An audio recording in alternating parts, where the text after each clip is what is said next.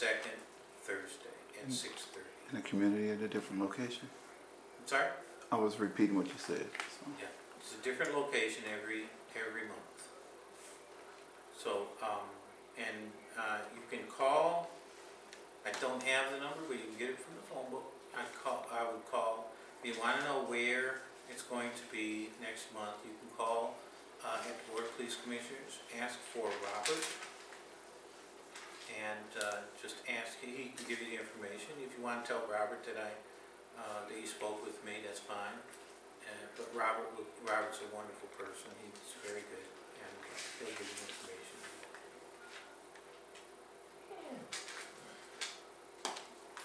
Question, what is your position on privatization of city services? Are you for I'm against it. You're against it, okay. I forgot to tell you, I'm formerly Vice President of Michigan Federation of Teachers. Oh, you didn't say that. Okay. So, my father is a 42-year member of the UAW. So, I'm pretty much a union guy. I'm not against it merely because it'll cost union jobs. But I'm against it because I don't see it as being economically viable. I see it as, let's face it, you get a company to come in and do the work.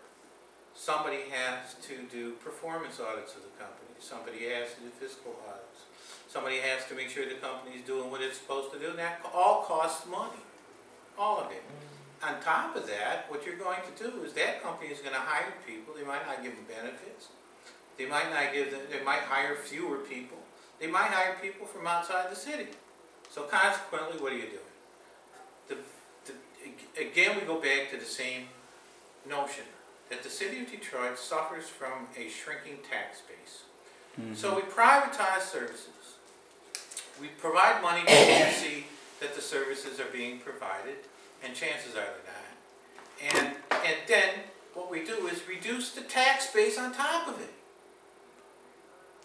It just doesn't make sense to me. It just doesn't make sense to me. Shelley Foy, I'm going to talk about one of my people I'm running against. Shelley Foy brought up a really good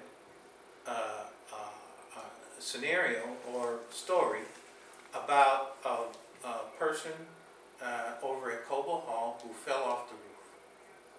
I think he was a security officer working for a private company who had a contract with the city. He fell off the roof. He had no insurance and had a family.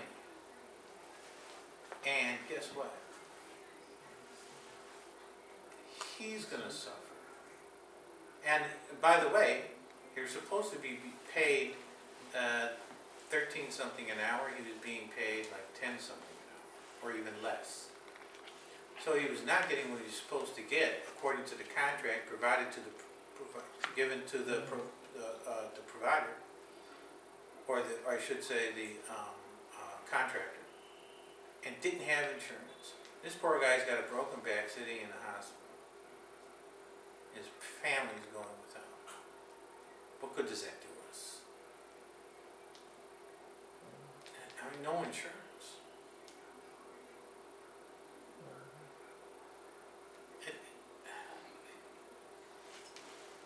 What good does that do anybody?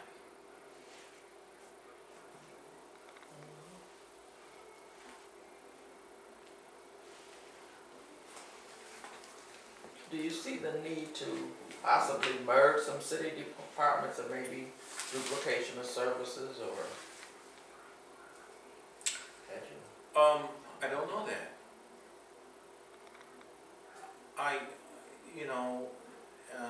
If I were in office and had a staff, and let me just say this. I'm a proponent of the notion that there should be a forensic audit. Now, some people say forensic audit is only an audit that's done to discover whether or not there's been improprieties or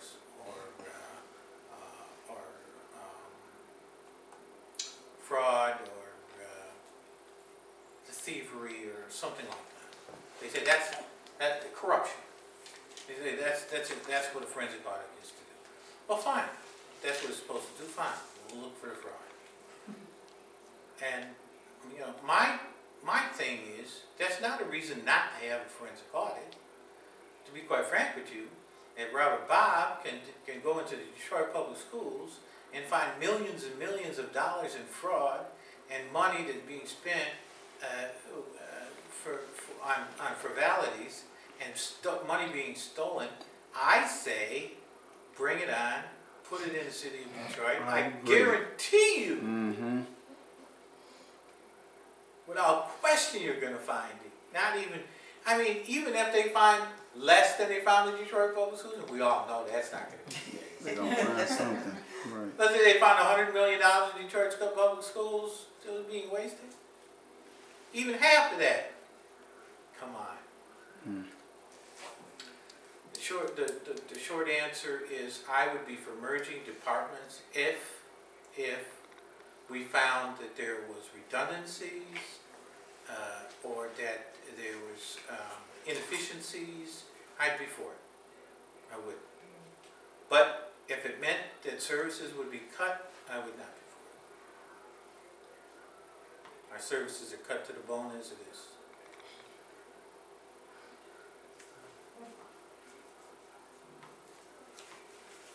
You also quiet. Oh, can anybody ask questions? Yes. Oh, I thought y'all had like a certain format to ask. No. You know, I have a very interesting question. Because recently I became power of attorney over my mom. And we had an issue going on with this check cashing place. This one particular one right here.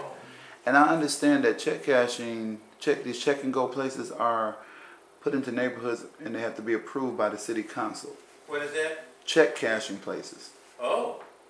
They said the city council has to approve those in areas of the city.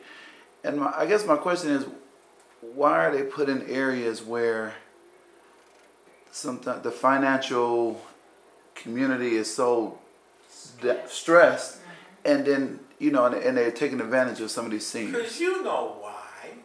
With the alcohol. You're asking me. You know exactly why. I know. I wanted to answer that myself. Because they're the least able people to protect themselves. So why would And the they council allow for other people to feed on them. That's why.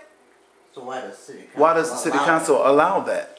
Let me say something. You know what? Because the taxes, they get kickbacks? What is it? What did Joan Rivers used to say? Can we talk? Yeah, we sure can. Go ahead. Look. All of my adult life, I've been a social activist. I struggled against, like I said before, against stress. I got involved with the civil rights movement, the anti-war movement, the women's movement, anti-apartheid, the Palestinian struggle. You name it. If there's a cause out there, the only one I really didn't participate in was Save the Whales. I think that's the only one I didn't do. But what's my point? My point is this.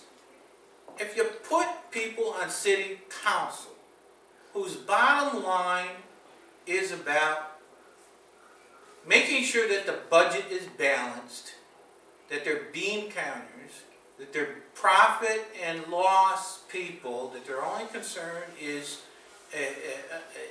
business, you're going to get what you ask for. You're not going to get the guy who says, look, they're ripping you off because you're vulnerable. You got to look to see what people have done in their life to know what they're going to do when they get on city council. If people are not concerned about the elderly and the children and the most vulnerable of our society, well, then this is what we're faced with. So to answer your question, well, you get what you vote for. I can't tell you about people's motive, why they do the things they do. I can't. I can tell you why I do what I do. And all you have to do is look at, I don't know if you have my resume or what you have in front of you. You'll see. You'll know. You'll know what I'm going to do based on what I've done.